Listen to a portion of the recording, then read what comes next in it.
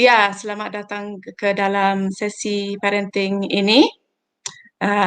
Terima kasih ibu-ibu yang sudah masuk ke YouTube dan sudah mulai melihat seminarnya. Beberapa pengumuman dulu dan perkenalan. Nama saya Abigail. Saya berasal dari Inggris, tapi sudah lama tinggal di Jakarta dan menjadi relawan dengan YBBB, Yayasan Bina Berdaya Bangsa. Mungkin sebagian dari ibu-ibu sudah kenal dengan saya dari waktu kami masih bisa datang ke daerah Kendang dan bertemu dengan ibu-ibu di sesi parenting dan di kursus nutrisi juga di sana. Hari ini kita mau mengadakan parenting dengan tema yang mungkin cukup tepat untuk saat ini, saat pandemi. Kita sudah setahun mendampingi anak kita belajar di rumah dan tentu saja ada tantangannya, ada hal-hal yang baik dan ada yang lebih susah. Jadi hari ini kita bisa membahas bersama ya. Saya mau share beberapa info mengenai ibu-ibu kalau mau menerima e-sertifikat, kalau sudah mengikuti ketiga sesi dan juga sudah melakukan aktivitas, bisa menerima e-sertifikat.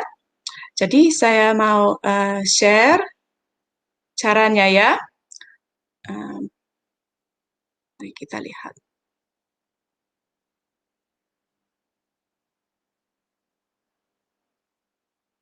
Yang ini. Oke, jadi cara untuk mendapat e-sertifikat, ibu mengikuti kursusnya sebanyak 3 kali dan mengerjakan setiap aktivitas yang diberikan. Juga aktivitas itu bisa difoto ya, dan saat dikerjakan dan bisa dikirim ke nomor WA-nya YBBB yang ada ditulis di situ dan nanti saya akan bacakan juga lagi. Nah, kalau ibu juga tertarik, ibu-ibu mungkin juga mau tahu ya, ada sayembara untuk membuat asik. Jadi kalau seandainya mau ikut sayembara, ada caranya. Nah, hadiahnya dulu ya. Hadiahnya kami akan memberikan hadiah berupa saldo dan ibu-ibu bisa memilih Tokopedia atau Shopee atau Gojek atau Grab. Nah, ada 2 jalurnya. Kalau untuk sayembara sesi penuh, nanti akan ada 3 pemenang dan ketiga pemenang itu akan menerima saldo sebesar 50.000.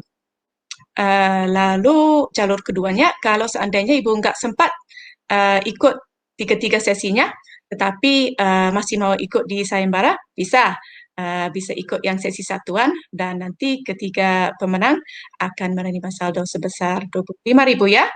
Nah, syaratnya seperti ini ya. Nanti pemenangnya akan diumumkan di sosial media kami pada hari Rabu 31 Maret. Dan seluruh gambar dan kisah yang masuk di sosial media kita bisa akan menjadi hak YBB, jadi maksudnya nanti bisa dipakai di dalam publikasi atau seperti itu ya. Dan seperti itulah sayembaranya. Nah, kalau tertarik mau ikut, ibu-ibu tinggal ketik nama Anda di kolom chat, lalu disertai juga dengan hashtag ikut sayembara. Jadi contohnya saya akan ketik Abigail lalu ikut sayembara gitu ya. Jadi bisa diketik di kolom chat di YouTube.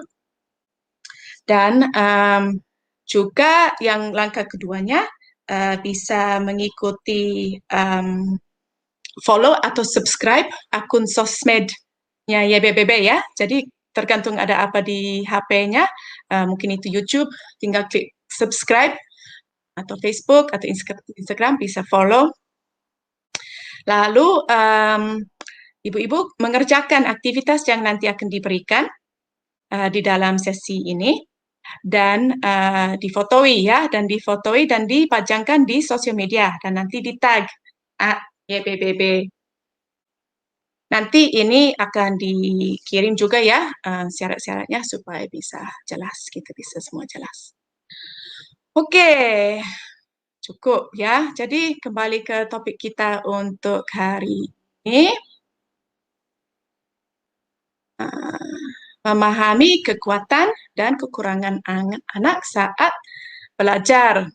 Nah, ketika ibu-ibu mendaftar untuk mengikuti sesi ini ada beberapa pertanyaannya.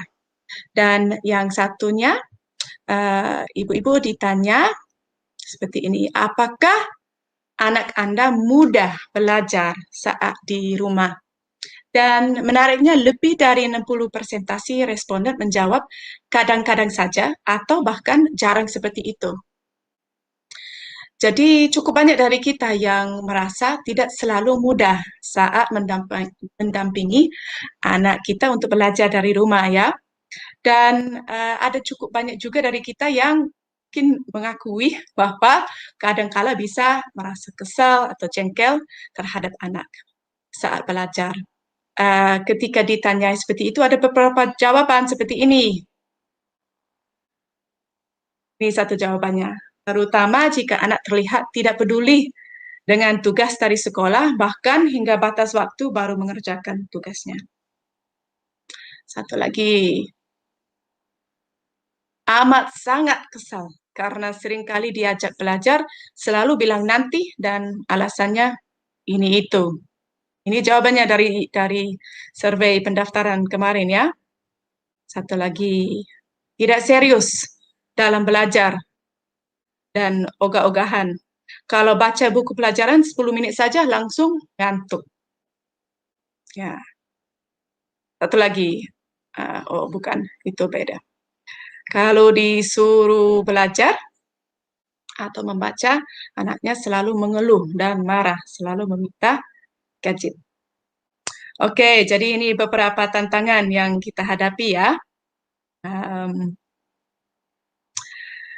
Hari ini kita akan ada presentasi dari Kak Mary yang sebenarnya ahli di bidang ini dan mungkin akan ada bahan-bahan yang akan sangat membantu kita sebagai ibu-ibu yang sedang mendampingi anak kita belajar dari rumah. Kak Mary, terima kasih ya sudah bersedia berikan waktu pada sore hari ini untuk membawa presentasi bertema memahami kekuatan dan kekurangan anak saat belajar. Kak Mary lulusan sarjana psikologi dari UI pada tahun 97 dan menyelesaikan pendidikan profesi psikolog di tahun 2000. Selain membesarkan 2 anak perempuan, Kak Mary juga bekerja sebagai konselor siswa dan sekarang menjadi dosen di sebuah sekolah tinggi. Pada tahun 2019, Kak Mary lulus dari program pendidikan magister dengan menulis skripsi mengenai moralitas siswa dan pembelajaran budi pekerti di sekolah. Sangat pas ya.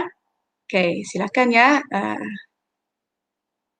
Mary. Terima kasih. Iya, jadi saya akan mulai share presentasinya ya. Dan Iya. nanti kalau mau maju ke bagian berikutnya bisa kasih tahu saja dan saya akan memajukan. Iya. Oke. Oke, kita bisa mulai dari slide pertama ya. Ya, oke, baik.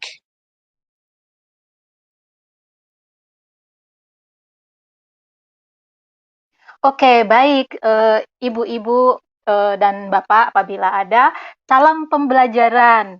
Kita di sini akan sama-sama belajar, tidak berhenti belajar. Kenapa? Sebab perubahan selalu terjadi dan karena itu kita juga selalu belajar. Pada tema ini seperti tadi sudah dihantar ya, mengenali atau memahami kekuatan serta kekurangan anak kita ketika belajar.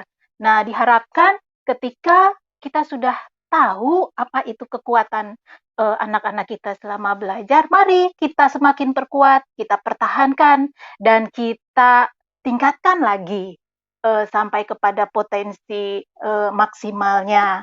Nah, ketika kita menemukan kekurangan dari anak-anak kita, nah kita diharapkan untuk kita menghadapinya dan kita mencari solusi, bukan kita sangkal atau kita abaikan. Ya, kita lanjut slide kedua.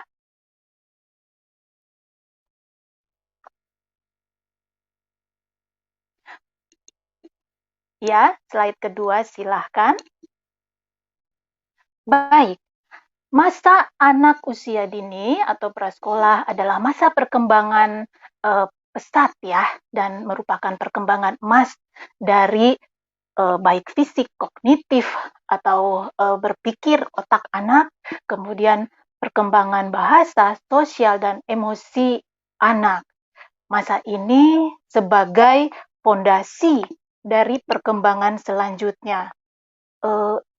Masa 6 tahun pertama usia kehidupan itu merupakan anugerah dan kesempatan yang perlu kita lakukan sesuatu dengan benar. Kalau tidak, maka ibaratnya suatu rumah atau bangunan, gedung, fondasi yang tidak benar dan tidak kokoh itu menyebabkan bangunan atau rumah tersebut gampang rusak dan rubuh. Demikian juga halnya dengan kualitas anak-anak kita.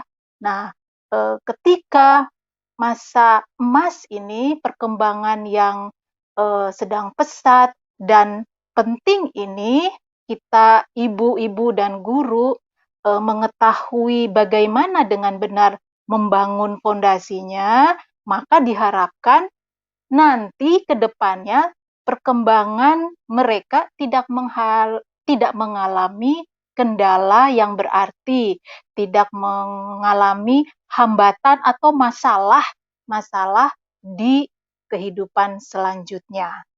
Ya, kita lanjut slide berikutnya.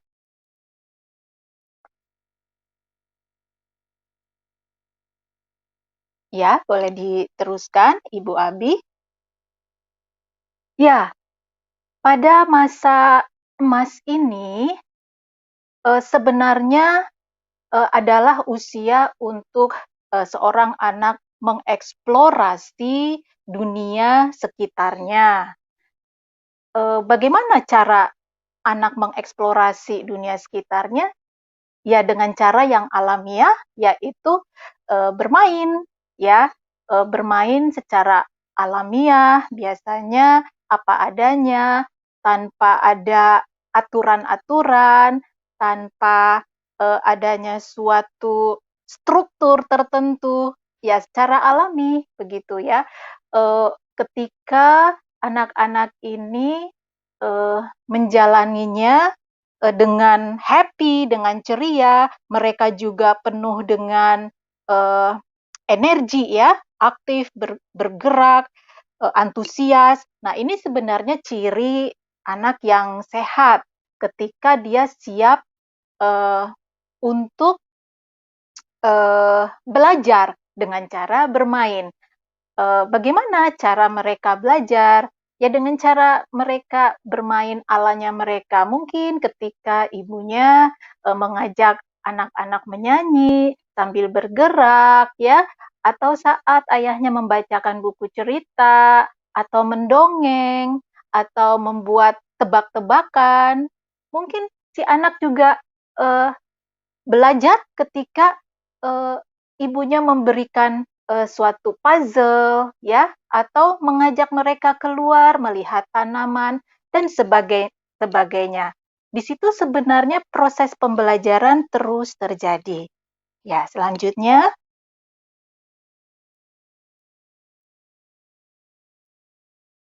Ya, pada usia dini tersebut atau usia prasekolah adalah usia di mana pentingnya kelima dari panca inderanya itu diberikan stimulasi sebanyak-banyaknya, tapi juga setepat-tepatnya ya, yaitu apa? dari penglihatan dia, dari pendengaran dia, dari membaui sesuatu zat, dari pengecapannya, dan dari indera sentuhan ya atau perabaan. Nah, eh, itu terjadi secara alami ya, seperti yang slide tadi sebelumnya. Ketika misalnya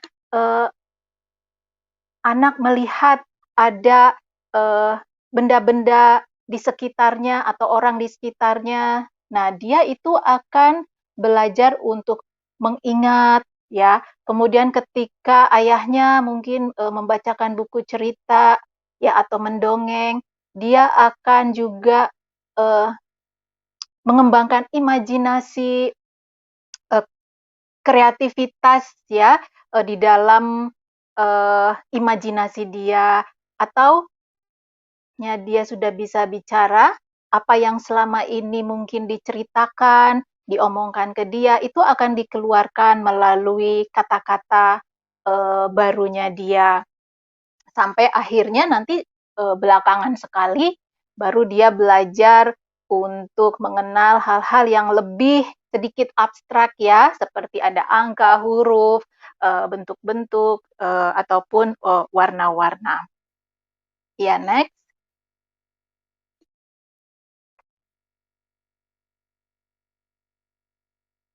Nah, selanjutnya, dari kesemua proses pembelajaran anak-anak kita yang kita sayang ini, ada sesuatu yang penting dan terpenting dari semuanya, yaitu apa? Yaitu atmosfer kasih sayang. Kasih sayang ini ibarat kayak udara ya. Kita kan nggak ada oksigen, kita lemes sampai kita mati gitu ya. Nah, coba kita jadikan uh, udara dalam pengasuhan dan pembelajaran kepada anak-anak kita, yaitu kasih sayang ya dari kita selaku orang tuanya dan juga orang-orang di sekitar anak-anak kita. Nah, sejak dini apabila anak merasa disayang, merasa diterima apa adanya, kemudian segala sesuatu diurusi dengan penuh kasih sayang. Nah, ini bermanfaat untuk membangun si anak ini memiliki harga diri yang baik atau yang positif pada dirinya sendiri. Dan ini menjadi modal untuk dia bisa menghargai orang lain. Ya, tapi sebaliknya kalau anak-anak kita sering-sering dimarahi, dikecam, apalagi mengalami kekerasan fisik, kekerasan emosi, nah ini akan membentuk mereka memiliki harga diri atau konsep diri yang rendah, ya. Eh, yang rendah ini akan membuat mereka ke depannya memusuhi atau kurang bisa menghargai orang lain dan lingkungannya. Nah, kasih sayang yang seperti apa sih yang perlu kita berikan? Yaitu kasih sayang yang tak bersyarat. Apa sih maksudnya tak bersyarat? Ya, tak bersyarat ini artinya bukan karena sesuatu maka saya akan mengasihi atau menyayangi anak saya, bukan karena tunggu anaknya misalnya juara baru saya sayang atau tambah sayang, bukan nunggu kalau misalnya anak saya jago di dalam games apa, baru saya tambah sayang dia. Oh tidak ya, kasih yang tak bersyarat artinya kadar cinta yang tidak akan berkurang ya kita berikan kepada anak sekalipun anak kita mengecewakan, tidak sesuai harapan kita, menjengkelkan, melelahkan fisik dan pikiran kita, itu tetap kita berikan kasih sesuai dengan kebutuhan dasar seumpama udara yang sangat penting buat kita manusia melanjutkan kehidupan.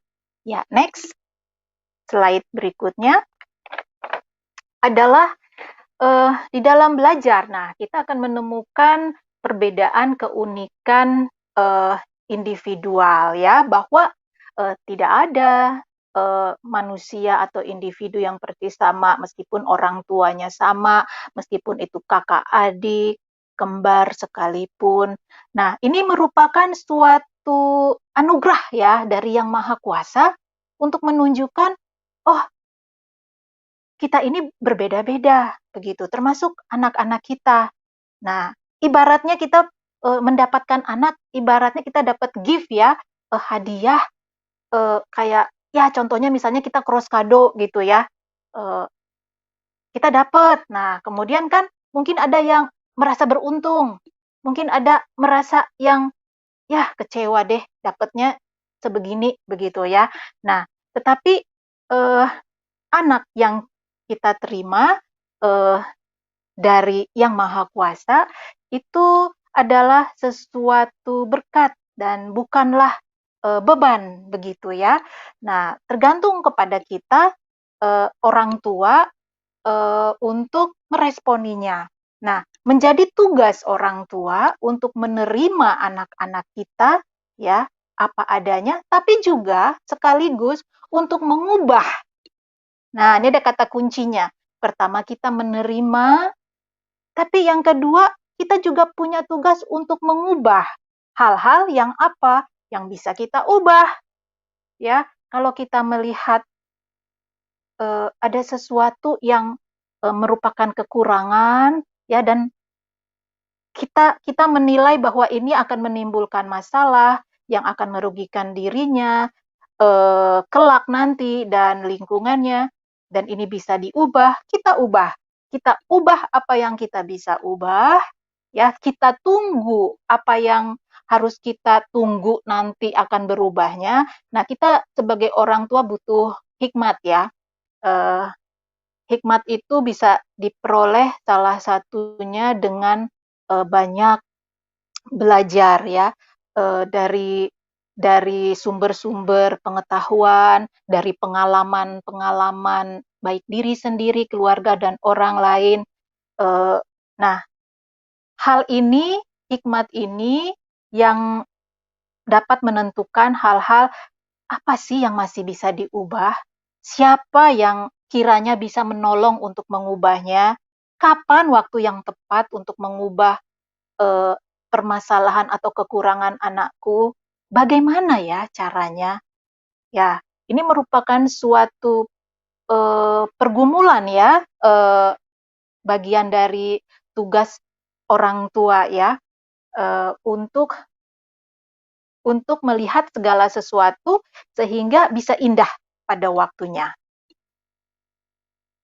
Ya, jadi ada anak yang memang mudah beradaptasi, ada yang butuh waktu, ada yang memiliki motivasi yang kuat untuk belajar, ya. Tapi ada juga yang kurang menunjukkan minat belajar. Ya, next, selanjutnya. Ya, nah apa yang menyebabkan adanya perbedaan eh, individual itu? Ya, karena pada dasarnya mereka dilahirkan dengan modal atau bahan ya atau kemampuan dasar yang sudah berbeda-beda. Ya, dari mulai ciri fisik sudah beda, kemudian ketanggapan meresponi dari alat-alat indera masing-masing anak tidak sama, sensorik motorik, bagaimana proses dan refleks dan reaksi dari penangkapan otak kemudian dimunculkan dalam gerakan motoriknya itu juga sudah berbeda. Semuanya berbeda ya, kemampuan motorik kasar dan halus. Nah, next.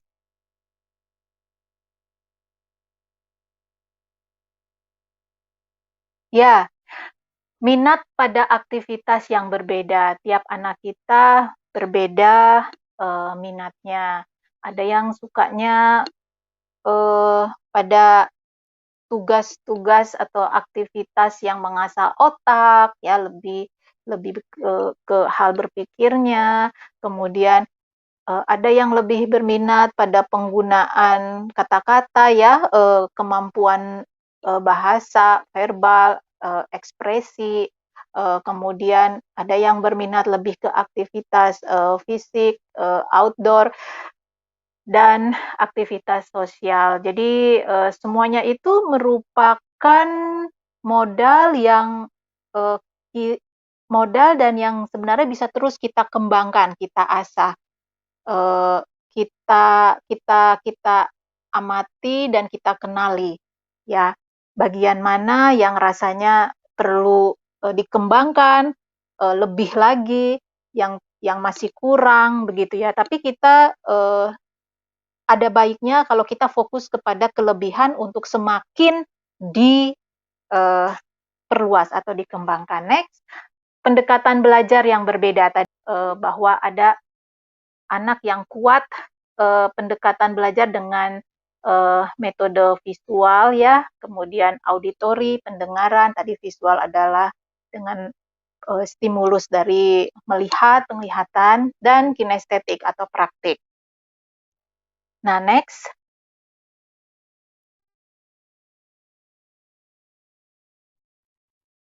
Nah, selanjutnya, ya. Nah, kita juga menemukan di sini kekuatan dalam belajar, ya. Nah, kita senang nih ya kalau misalnya hal-hal ini, daftar ini kita temukan pada anak-anak kita atau murid-murid di sekolah. Wah, senang banget ya orang tua atau guru kalau anaknya eh, mudah untuk diajak fokus awal-awal sekali mau belajar gitu ya. Eh, Gampang difokusin di awal-awal. Lalu juga selama belajar konsentrasinya cukup panjang gitu ya. Siapa yang nggak seneng gitu ya berkonsentrasi. Tapi sebenarnya konsentrasi anak itu ada yang mengatakan umur dikali 3. Jadi misalnya anaknya umur 5 dikali 3, 15 menit. Atau umurnya masih 4 dikali 3, 12 menit. Sebenarnya cuman segitu aja eh, range-nya, rentang kemampuan konsentrasi. Selebihnya dia udah bosen ya, udah kemana-mana gitu perhatiannya. Namanya kan masih anak-anak ya. Nah, konsentrasi ini memang penting sekali. Kenapa? Karena segala pembelajaran, hasil pembelajaran dimulai ketika anak bisa berkonsentrasi dulu. Begitu. Jadi memang ini satu hal yang penting untuk dicapai kemampuan berkonsentrasi. Kemudian eh, kekuatan dalam belajar ketika anak itu menunjukkan minat pada tugas tertentu ya. Eh, Biasanya tidak semua tugas dia minati, ada hal-hal yang lebih besar dia berminat. Kita senang kalau sudah bisa mengetahui anak ini minatnya pada apa gitu ya. Itu sesuatu yang menguntungkan. Lalu kita juga senang ketika motivasi belajarnya sudah ada gitu ya. Apa sih motivasi motivasi belajar anak-anak usia prasekolah ini? Biasanya sih mereka sederhana ya, supaya mendapat sesuatu atau sifatnya reward gitu ya, atau supaya jangan dihukum atau dapat konsekuensi. Saya pakai istilah konsekuensi aja ya daripada hukuman. Nah, ya memang motivasi belajar untuk anak-anak ini masih sifatnya uh, eksternal ya. Jadi sesuatu yang dari luar, yang orang tua atau guru setting gitu ya, tetapkan, belum muncul dari dalam diri mereka sendiri. Itu itu itu diawali dengan motivasi eksternal, tapi diharapkan nanti dibentuk melalui pembiasaan-pembiasaan yang tertentu, itu akan muncul motivasi internal. Nah, kemudian eh, kita juga senang kepada siswa atau anak kita yang senang tantangan ya, dikasih tugas, terus eh, minta lagi yang lebih sukar lagi, kita senang itu ya, itu suatu kekuatan. Kemudian yang cepat, daya tangkapnya mudah memahami, gitu ya. Hmm, Ini mudah memahami bisa karena memang anak itu punya IQ yang cukup atau di atas rata-rata, tapi bisa juga karena orang tua atau guru menginstruksinya dengan dapat dipahami, ya. Kemudian kita juga senang ketika dalam belajar anak kita itu energinya besar ya, bisa cukup lama dia masih tetap tekun gitu ya. Ya, next.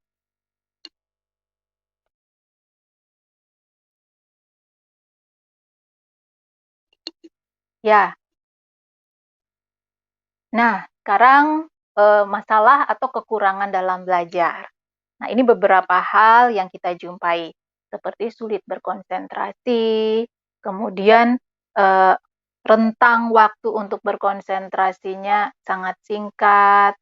Nah, dalam hal ini juga kita sebagai orang tua atau guru perlu mengetahui sebenarnya yang normalnya berapa menit sih, supaya kita jangan bilang anak saya ini eh, nggak bisa konsentrasi, konsentrasinya rendah. Padahal memang memang waktu untuk yang efektif untuk mereka konsentrasi ya memang tidak seperti ukuran kita orang dewasa, ya. Kemudian kekurangan lainnya misalnya cepat bosen, eh, kurang menunjukkan minat, begitu ya. Kemudian kurangnya motivasi, kemudian mudah menyerah, ya. Nah, dalam hal mudah menyerah ini kadang-kadang kita perlu selidiki juga mengapa mudah menyerah. Apakah tugasnya memang terlalu banyak, terlalu sukar, terlalu berat buat buat dia gitu ya. Eh, atau sebaliknya mungkin eh, terlalu gampang sehingga buat dia kalau mengerjakan itu menyelesaikan itu tidak tidak ada tantangan ya, jadi malas gitu, kurang motivasi karena terlalu mudah atau membosankan dan mudah mengantuk. Nah, ya mudah mengantuk, kita cari tahu juga ya, memang dia kurang tidur atau alasan-alasan lainnya ya. Next.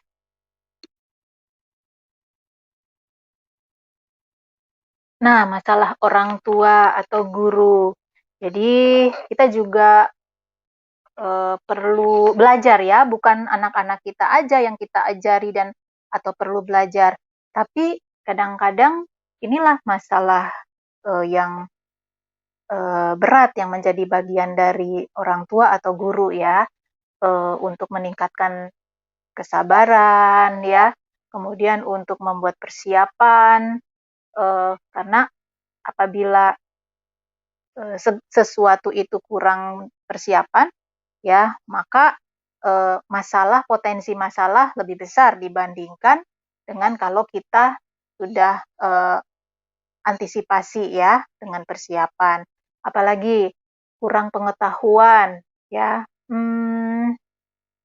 Saya kira sih kalau untuk pelajaran anak-anak prasekolah atau PAUD ya, dalam hal ini kita orang tua mungkin tidak mengalami masalah ya di dalam konten ya, di dalam materinya pelajaran, tetapi lebih kepada bagaimana metode atau teknik menghadirkan atau menyajikan pelajaran itu yang efektif, yang tepat buat anak-anak kita. Nah, itu jadi tantangan. Kemudian masalah orang tua juga kurang waktu, ya kesibukan, kemudian harapan orang tua atau guru kepada anak yang mungkin terlalu terlalu tinggi ekspektasi ya, jangan-jangan ini ambisinya orang tua gitu ya, dan kurang realistis mungkin dengan keberadaan si anak, akhirnya menimbulkan masalah, stres ya orang tuanya dan anaknya juga. Nah, kemudian hal yang lain adalah kelelahan. Kelelahan fisik yang akhirnya nanti biasanya kalau kalau kita kecapean gitu kan, ya akhirnya kita cepet emosi jiwa gitu ya. Ya, next.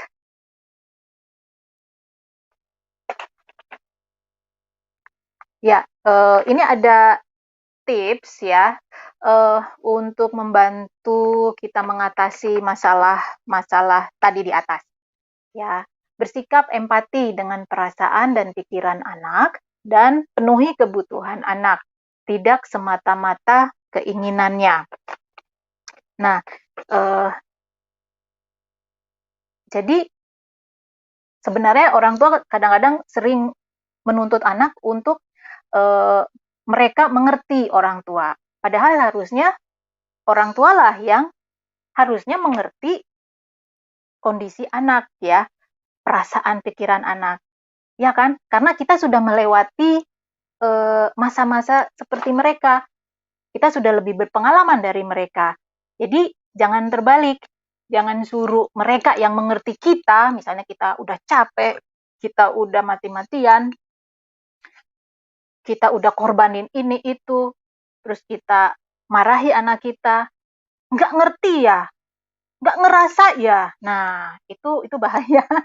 Itu bahaya. Jadi kita yang harus terus-menerus empati, bisa memahami posisi perasaan dan pikiran anak, apa kebutuhannya, ya.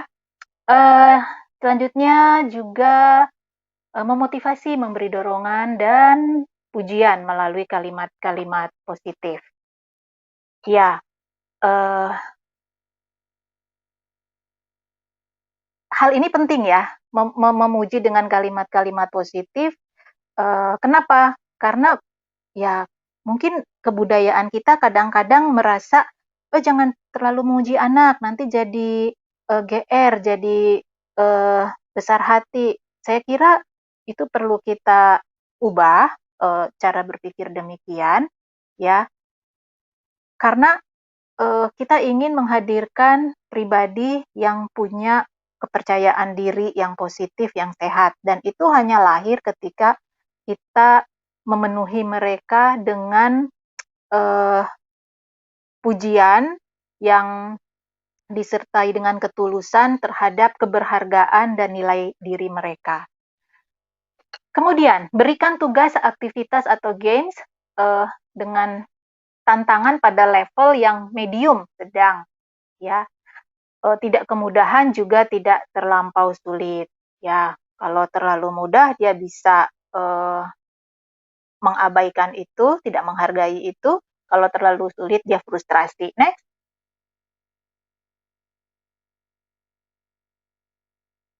Ya, kemudian buat aturan reward dan konsekuensi dan jalankan dengan tegas dan konsisten.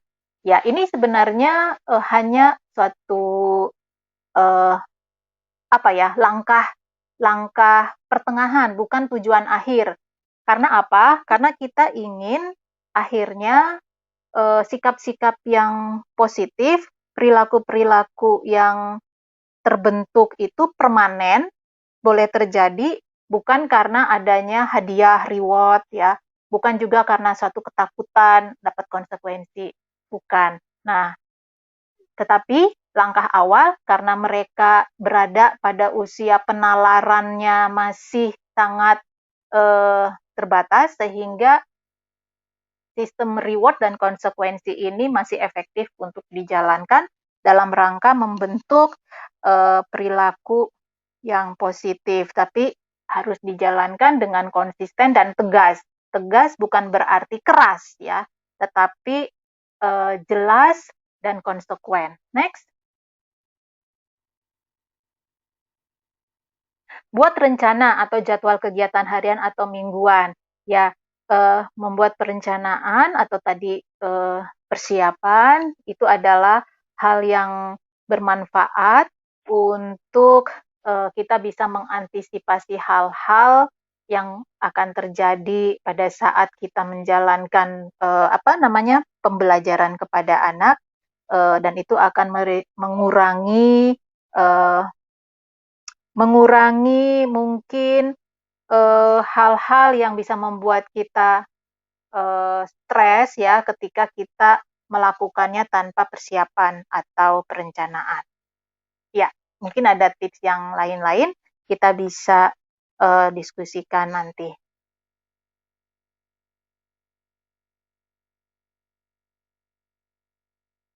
Oke, baik. Saya kira itu. Apakah kita akan lanjutkan dengan sesi berikutnya? Oke, Kak Betty, ibu-ibu, Halo, aku selamat sore ibu-ibu semua. ya. Oke, jadi Kak Medi hari ini mau berikan kita presentasi beberapa tips bagaimana kita bisa membantu mendampingi anak-anak ketika belajar di rumah. Saya akan share screen-nya dan oke. Baik, jadi saya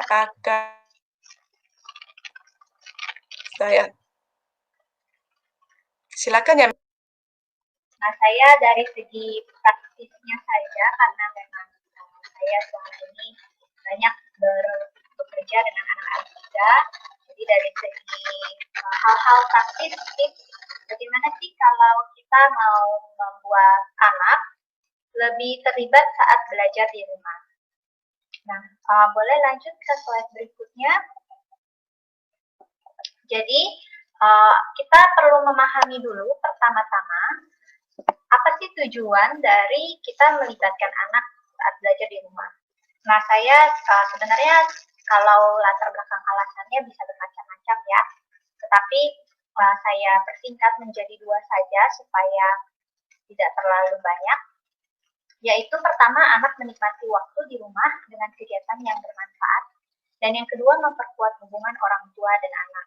Nah, ibu-ibu mungkin bertanya-tanya ya, kok melibatkan anak untuk belajar, tapi kok tujuannya supaya anak menikmati gitu. Nah, saya sengaja tidak memasukkan tentang belajarnya di sini, karena dengan kita sambil bermain, sambil anak menikmati, itu mereka akan secara otomatis otaknya itu terangsang untuk menyukai kegiatan tersebut, dan sambil mereka menyukai, mereka akan lebih baik mempelajari apa yang sedang mereka lakukan. Jadi di dalam kegiatan bermain ada unsur belajarnya juga. Nah, karena itu yang saya garis bawahi di sini adalah pertama-tama di dalam pikiran kita berharap anak bisa menikmati dulu apa yang sedang mereka lakukan di rumah. Nah, ketika mereka menikmati, maka proses dan kegiatan belajar itu akan otomatis dilakukan. Oke, boleh slide berikutnya. Nah, hari ini kita kan berbicara tentang memahami kelemahan dan kekuatan anak saat belajar. Nah, saya dari segi kegiatannya, kita perlu mengingat dulu bahwa ada anak yang memang menyukai kegiatan tertentu, dan ada anak yang tidak menyukai kegiatan tertentu. Contohnya saya punya teman, anaknya ya TK juga ya, dia suka kalau pergi lari-lari gitu ya, tapi kalau disuruh membaca atau disuruh membuat cerita itu susahnya minta ampun, kata teman saya. Nggak bisa duduk diam terus membaca, itu kayaknya nggak bisa gitu.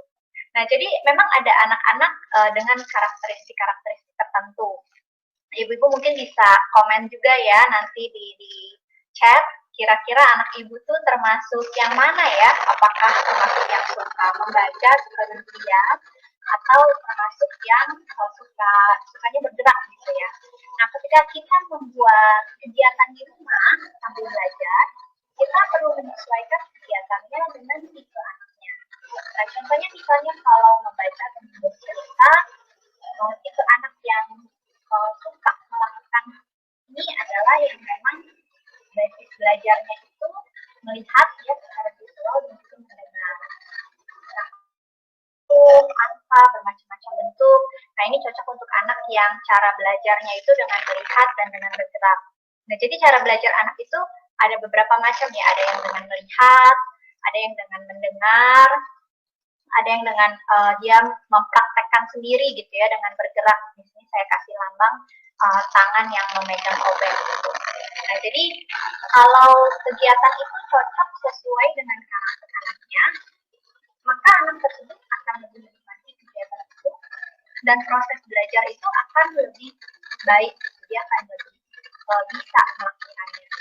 Oke, kemudian menggambar itu dengan yang visual ya, melihat dan juga bergerak. Kemudian lanjut ke slide berikutnya ada beberapa lagi yang lain, misalnya membuat bahan-bahan tradisional itu juga untuk semua tipe anak ya. Kemudian memasak bersama itu juga untuk semua tipe anak. Lalu ada bermacam-macam kegiatan lain. Oke, boleh lanjut ke slide berikutnya. Nah, sekarang sebentar lagi kita akan melihat, nah ya ini ada memasak, kemudian ada membuat macam-macam prakarya dan permainan tradisional. Ini ketiga ini cocok ya untuk anak-anak saja karena melibatkan unsur melihat, mendengar, dan juga bergerak. Oke, nah sekarang saya akan mengenalkan beberapa cara atau hal yang bisa dilakukan di rumah. Boleh next slide. Dengan menggunakan bahan-bahan yang mudah didapat sehari-hari. Nah, yang pertama itu adalah sisa sampah rumah tangga. Nah, ini kan kalau mama ya di rumah ya banyak mungkin beli botol aqua, lalu botolnya biasa kita buang gitu kan. Atau sedotan plastik, atau beli es krim lalu ada sticknya, lalu biasa dibuang karena tidak terpakai gitu ya. Nah, sebenarnya ini bisa dimanfaatkan.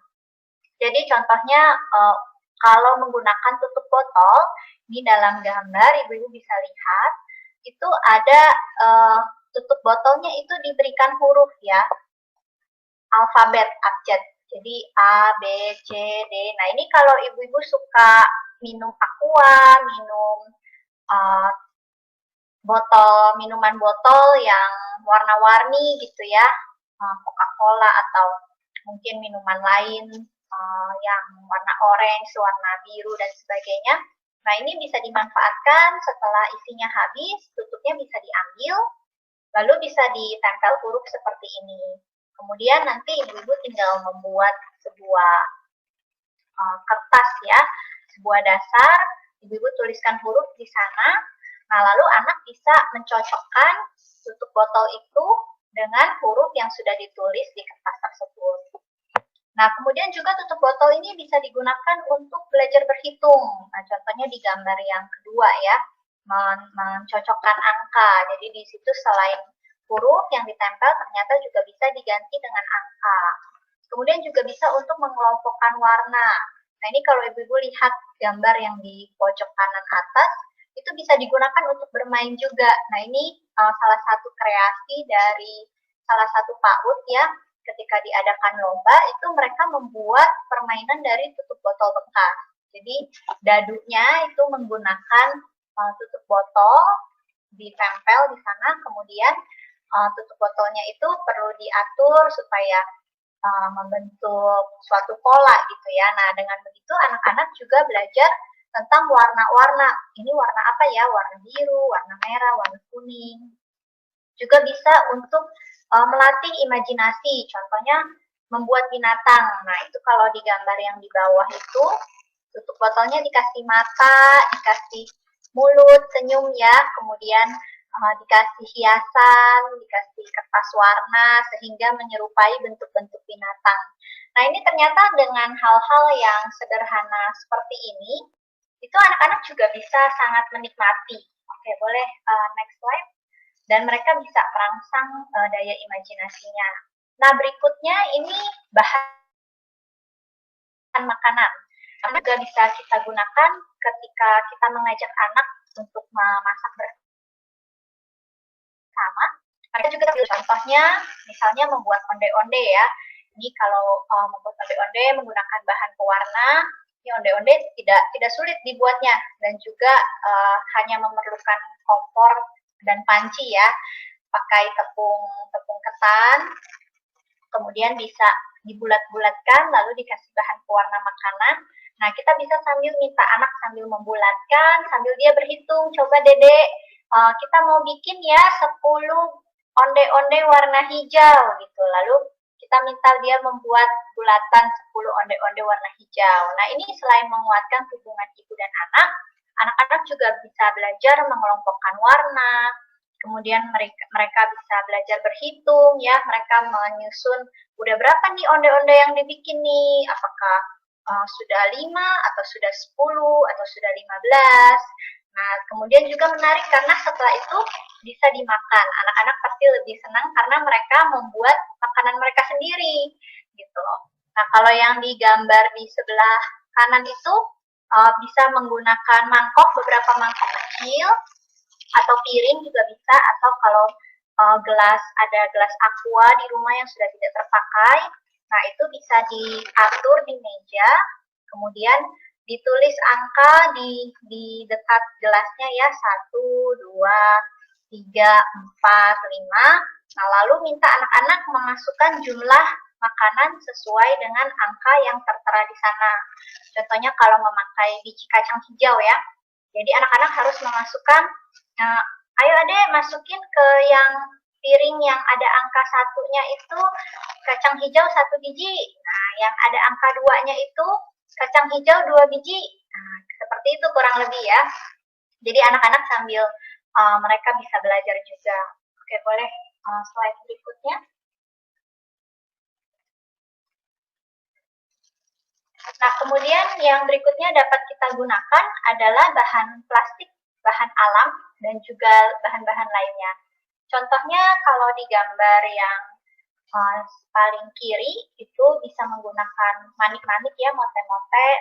Itu mereka belajar membuat angka 5. Nah, ini melatih kekuatan motorik mereka ya, kekuatan tangan mereka. Dan juga mereka belajar untuk menghafalkan bentuk angka dengan memegangnya. Nah, biasanya kalau sudah dipegang seperti ini, anak-anak akan lebih hafal. Kemudian juga kita bisa belajar mengelompokkan warna dengan berbagai barang yang ada di rumah. Nah, ini merupakan dasar yang bagus untuk anak juga bisa belajar matematika, yaitu dengan mengelompokkan warna. Nah, ini saya ada beberapa contoh ini ya.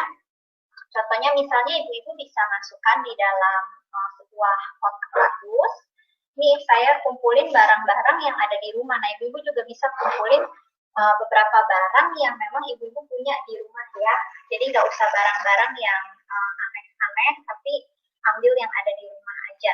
Nah, ini contohnya saya ada di sini beberapa barang yang warna hitam, warna kuning, dan warna biru. Nah, kemudian ibu-ibu bisa minta anak-anak untuk ayo adek kelompokin barang yang ada di dalam kardus ini yang warnanya kuning apa aja ya. Nah, ini misalnya ada sebuah nemtek, kemudian ini ada pensil warna, lalu ada benang ya, semuanya warna kuning. Nah, atau ibu-ibu juga bisa ajak anak untuk ayo adek sekarang kumpulin barang-barang di rumah kita yang warnanya hitam. Nah, misalnya sini ada ikat rambut, lalu ada flashdisk ya, macam-macam gitu. Atau yang warnanya biru, misalnya ada permen ya, di sini permen Mentos, lalu ada kancing baju, kemudian ada marshmallow misalnya ya. Nah, jadi ibu-ibu bisa meminta anak setelah mereka mengumpulkan, mereka bisa mungkin menaruhnya di sini. Nah, ibu-ibu tinggal membuat ini ada kertas ya, digolongkan warna biru, kemudian warna hitam, kemudian warna kuning. Nah, anak-anak tinggal menaruh di sana barang tersebut. Nah, ini mungkin kertasnya agak kecil ya. Kalau mau yang lebar bisa pakai kertas koran atau kertas yang lebih besar. Nah, jadi itu sederhana tapi bisa melatih daya imajinasi anak. Nah, boleh dilihat lagi slide-nya. Selain itu juga dari permainan tersebut, kita juga bisa kembangkan menjadi belajar berhitung dan mengurutkan, kemudian bisa main jual beli juga. Nah, contohnya gimana? Contohnya di situ ada kancing ya, kancingnya jadi alat untuk uang gitu ya, misalnya pura-puranya gitu. Kalau nggak ada kancing mungkin bisa pakai mote atau pakai batu kerikil atau apa yang ada di rumah ya. Jadi misalnya warna kuning, kancing warna kuning itu uang Rp1.000, kancing warna merah itu uang Rp100.000. Nah, mereka bisa sambil jual beli pakai barang-barang tadi menggunakan kancing, dan ibu-ibu bisa mengajarkan mereka cara belanja juga. Jadi sambil coba adek kalau misalnya harganya benang di sini harganya 10.000.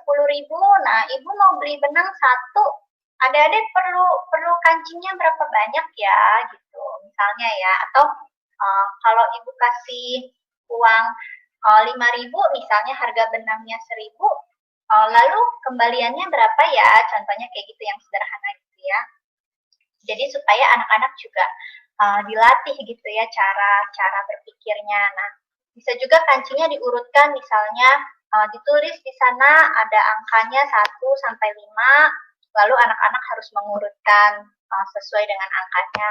Kalau angka 1 kancingnya 1, kalau angka 2 kancingnya 2 disusun di sana. Kalau angka 5 kancingnya 5 disusun di sana. Nah, kemudian contoh lain lagi itu bisa membuat hewan ya dari misalnya daun-daun kering. Nah, itu bisa diambil ya daun-daun kering di sekitar, kemudian bisa ajak anak membuat macam-macam bentuk bebek, cumi-cumi, ya kupu-kupu, bisa bikin kapal dan sebagainya. Oke, boleh slide berikutnya lagi.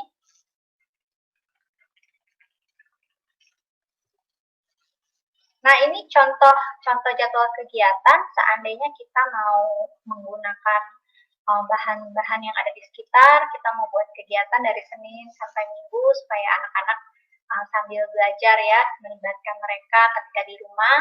Nah, contohnya misalnya hari Senin bisa membuat angka dengan kancing atau motif atau kacang-kacangan, menggunakan bahan yang ada di rumah aja ya, bisa pilih apa yang ada di rumah. Kemudian bisa juga misalnya hari Selasa menggambar atau menempel bentuk hewan. Kemudian hari Rabu membuat aksesoris, ini bisa menggunakan kertas yang ditempel di selotip. Nah, ini saya juga buat contohnya seperti ini, kira-kira ini saya ambil dari, ini mudah sekali ibu-ibu dan anak-anak juga senang memakainya.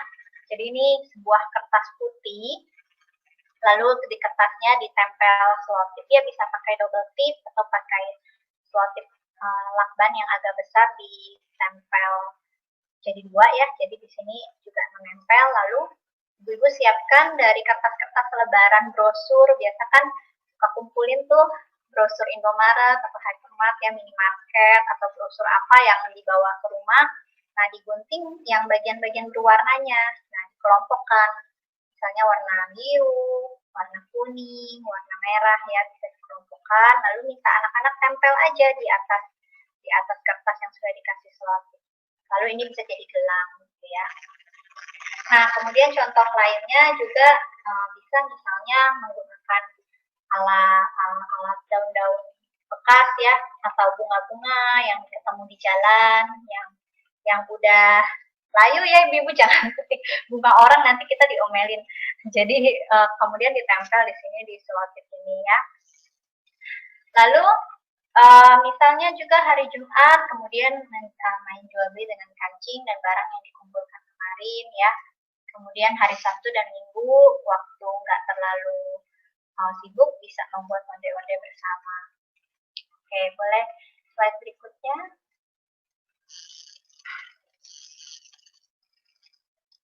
Nah ya, jadi ada beberapa cara ya tadi kita bagaimana bisa membuat kegiatan belajar di rumah menjadi lebih menarik.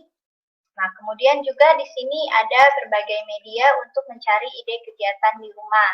Kalau ibu-ibu sering lihat-lihat ya di handphone, bisa buka www.duniabelajaranak.id. Nah, ini mereka menyediakan link aneka dongeng dari YouTube, kemudian ada ide-ide kerajinan tangan, lalu ada artikel-artikel yang bermanfaat. Kemudian juga kalau ibu-ibu buka situs Indonesia Montessori, ini juga mereka menyediakan gambar-gambar gratis ya yang bisa di-print, lalu ide-ide kegiatan dan mainan edukatif yang bisa dibuat di rumah. Kemudian kalau ibu-ibu suka nonton YouTube, nah ada channel namanya Montessori di Rumah. Montessori ini dia jadi merupakan suatu sistem gimana kita mengajarkan anak dasar-dasar matematika dengan menggunakan bahan-bahan yang ada di sekitar gitu ya. Jadi ada beberapa langkah atau tips kegiatan yang bisa dipraktekkan di rumah.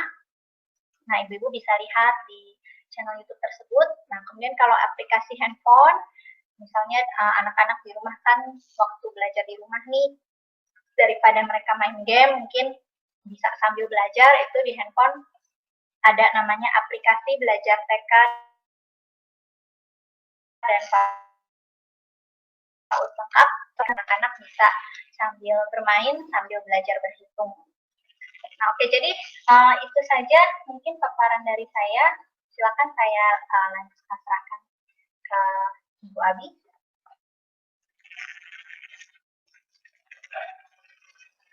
Terima kasih banyak sekali. Banyak sekali tips yang berguna ya untuk hal-hal aktivitas sederhana yang bisa kita lakukan di rumah bersama anak kita. Jadi terima kasih banyak ya. Dan saya mau mengingatkan saja ibu-ibu, jangan lupa ya kalau seandainya mau ikut sayembaranya, ibu-ibu bisa ketik di kolom komentar nama ibu, seperti contoh saya, Abigail ya, lalu ikut sayembara gitu ya. Lalu setelah itu foto dan kisah aktivitas bisa diupload ke sosmed dan nanti tag YPPB. Ibu-ibu kalau seandainya ada pertanyaan nanti bisa di WA ya ke nomornya YPPB yang sekarang ada kelihatan di YouTube-nya 0812 9614 6544 ya. Silakan ya kalau seandainya ada pertanyaan mengenai e-sertifikat atau bagaimana bisa ikut sayembaranya. Sekarang ada sedikit waktu nih untuk pertanyaan. Kita sudah ada satu dari Bu Vira. Selain Bu Vira, kalau seandainya ibu-ibu yang sedang melihat ini live streamnya ada pertanyaan untuk Kak Mary atau untuk Kak Medi juga, silakan ya diketik di kolom chat. Kita mulai dulu dengan ini ada satu pertanyaan dari Bu Vira. Vira bertanya, bagaimana jika anak di dalam rumah tidak pernah mendapat kekerasan, baik fisik atau mental, tapi di luar rumah malah mendapat seperti itu tanpa orang tuanya ketahui karena anaknya tidak pernah cerita. Jadi mungkin pertanyaannya cara menangani anak yang mengalami kekerasan di luar rumahnya yang mungkin itu mempengaruhi beberapa hal di dalam sifat mereka atau ya sikap mereka juga ya. Silakan Bu Kak Mary. Oh iya, baik, terima kasih Ibu Vira. Ya, biasanya anak-anak yang mengalami ini kita bisa kenali adanya perubahan di dalam sikap atau perilaku mereka, tergantung dari seberapa besarnya kekerasan yang mereka alami. Dan di sini kalau apabila kita memiliki hubungan yang dekat dengan anak kita, biasanya mereka akan spontan ya untuk cerita. Nah, tapi kadang-kadang kita yang sebagai orang tua yang perlu lebih peka dan lebih kasih perhatian dan gali-gali kenapa ada perubahan tersebut. Nah, kadang-kadang hal-hal seperti ini bisa kita ketahui ya secara kasat mata, tapi juga mungkin tidak gitu ya. Nah, tetapi kalau misalnya kita sedikit melihat ada tanda atau dari anak ini sesuatu yang berbeda, kita perlu peka untuk terus mencari tahu. Nah, mungkin tidak secara langsung bertanya, tetapi diawali dengan ya tanya-tanya dulu apa kabarnya, apa kegiatan dia di sekolah pada hari itu, kemudian atau mungkin juga melalui kegiatan disuruh menggambar atau apa, lalu kita bisa melihat aktivitasnya ya sambil cerita-cerita. Tujuannya sih untuk menggali sehingga dia mau cerita. Nah, ketika dia sudah mau cerita, itu jadi awalan untuk seterusnya kita investigasi gitu ya dan tindak lanjuti kepada pihak-pihak tersebut. Dan dalam hal ini juga kita perlu masukan dari berbagai sumber, apakah itu dari orang tua murid, apakah itu dari gurunya sendiri, dari sekolah. Dengan berbagai sumber itu kita berusaha untuk lebih objektif, lalu dilanjutkan dengan penyelesaian. Hal-hal seperti ini tidak bisa diabaikan. Ibu perlu terus mencari tahu dan sampai mencari solusi. Karena ini untuk kepentingan anak ibu, juga untuk kepentingan anak-anak lainnya di sekolah tersebut. Semoga membantu. Iya, terima kasih. Memang ini sesuatu yang sangat penting sekali ya. Dan seperti Kak Mary katakan, kita harus tangani kalau melihat mungkin tanda-tanda sesuatu. Oke, apakah ada pertanyaan lagi dari ibu-ibu? Mungkin saat ini belum ada ya. Apakah mungkin kita bisa melihat lagi syarat-syaratnya untuk sayembara dan aktivitasnya. Kak Mary, terima kasih banyak sekali ya waktunya sangat bermanfaat. Terima kasih. Oke, jadi seperti tadi kita bahas ya, ada 2 kesempatan hari ini, Ibu bisa mendapatkan e-sertifikat dan saya lihat sudah banyak yang tulis aku hadir di kolom chat. Jadi itu bagus sekali, kita bisa melihat siapa yang hadir dan nanti kalau bisa hadir untuk 3 sesinya dan juga mengerjakan aktivitasnya, nanti bisa menerima e-sertifikat. Kalau juga mau ikut sayembaranya, silakan ya diketik di kolom chat ikut sayembara. Nah, caranya untuk ikut sayembara, Ibu bisa memilih dari kegiatan yang tadi ya dari Kak Medi. Coba saya share screen lagi ya supaya kita bisa mengingat kira-kira contoh kegiatan seperti apa. Nah, tidak harus pas sama ya, Kak Medi. Saya tambahkan ke stream. Kak Medi mau ceritakan? Ini tidak harus pas sama kan, Kak? Iya, tidak harus pas sama. Yang penting ibu-ibu mencoba mempraktekkan bagaimana melibatkan anak ketika belajar di rumah. Nah, jadi bisa pakai bahan-bahan yang ada di rumah. Kalau mau mengikuti yang tadi yang sederhana gitu ya, kumpulin barang-barang yang warnanya sama atau mengurutkan dengan menulis angka, lalu anak-anak diminta untuk mengurutkan barangnya, jumlahnya berapa, ada 1 atau 2, atau membuat gambar dari bahan-bahan sekitar ya, tutup botol bekas atau dari daun-daunan bekas, itu boleh, silahkan mau pilih yang mana boleh, yang penting ibu coba mempraktekannya. Lalu nanti ceritanya diposting di sosial media YBBB ya. Ibu-ibu kalau belum follow, boleh follow dulu. Mungkin bisa ditampilkan kami sosial media kita, ada Facebook, ada Instagram. Ibu-ibu boleh pilih mau yang mana, mau posting di Facebook atau di Instagram, Yayasan Bina Berdaya Bangsa. Jangan lupa juga ibu-ibu ini ada subscribe ya di layar ibu-ibu untuk YouTube channelnya Yayasan Bina Berdaya Bangsa, bisa di-subscribe. Kemudian kalau belum follow sosial media kita bisa follow, jadi supaya ibu-ibu dapat berita terbaru tentang Yayasan Bina Berdaya Bangsa. Iya, betul. Nanti kalau ada pertanyaan bisa WA ke nomor yang ini yang sudah ada di layar ya. Silakan kalau ada pertanyaan bisa ditanyakan dan semoga banyak yang ikut ya sayembara dan nanti bisa dapat hadiah sesuatu. Oke, Kak Medi, apakah ada lagi yang mau kita katakan atau kita tutup dulu untuk hari ini? Bagaimana?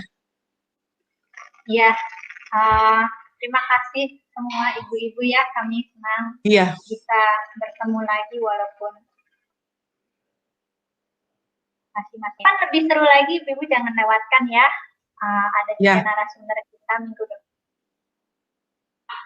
depan dari gangguan belajar, ya, gangguan membaca, khususnya kalau ibu-ibu pernah dengar tentang disleksia, tentang autis, ADHD, apa sih itu ya?